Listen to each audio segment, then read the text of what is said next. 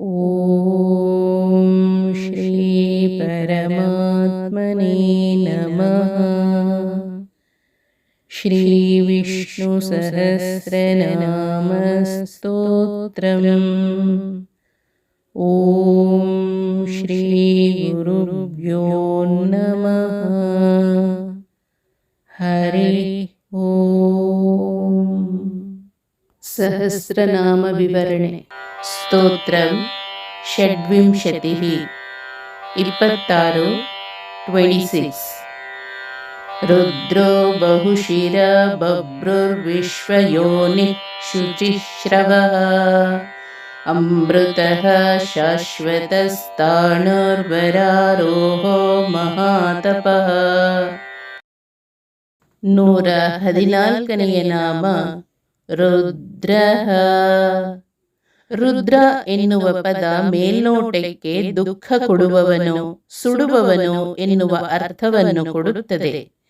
ವೇದಗಳಲ್ಲಿರುವ ರುದ್ರ ಸೂಕ್ತಗಳಿಗೆ ಸಾಯಣರು ಅರ್ಥ ಬರೆಯುವಾಗ ರುದ್ರ ಎಂದರೆ ಅಗ್ನಿ ಎಂದು ಬರೆಯುತ್ತಾರೆ. ಮುಟ್ಟಿದರೆ ಕಣ್ಣೀರು ಬರುವುದು ಪಂಚಭೂತಗಳಲ್ಲಿ ಅಗ್ನಿಯಿಂದ ಮಾತ್ರ. ಆದ್ದರಿಂದ ಅಗ್ನಿ ಕೂಡ ರುದ್ರ. ಆದರೆ ಭಗವಂತ ಏಕೆ ದುಃಖ ಕೊಡುತ್ತಾನೆ? ಭಗವಂತ ದುಃಖ ಕೊಡುವುದು ಪಾಪಿಗಳಿಗೆ ಮಾತ್ರ. ದುಃಖ ಕೊಡುವ ಉದ್ದೇಶ ಶಿಕ್ಷಣ. ನಮಗೆ ಕಷ್ಟ ಬಂದರೆ ಅದರ ಹಿಂದೆ ಭಗವಂತನ ಮಹಾಕಾರುಣ್ಯ ಅಡಗಿದೆ ಎಂದು ನಾವು ತಿಳಿದಿರಬೇಕು. ಇನ್ನು ಈ ಪದವನ್ನು ಒಡೆದು ನೋಡಿದಾಗ ರುಕ್ ಪ್ಲಸ್ ದ್ರ. ಇಲ್ಲಿ ರುಕ್ ಎಂದರೆ ಭವರೋಗ ಹಾಗೂ ದ್ರ ಎಂದರೆ ನಾಶಕ ಅಥವಾ ಪಾರು ಮಾಡುವವನು ಎಂದರ್ಥ. ಆದ್ದರಿಂದ ರುದ್ರ ಎಂದರೆ ಭವರೋಗ ನಾಶಕ.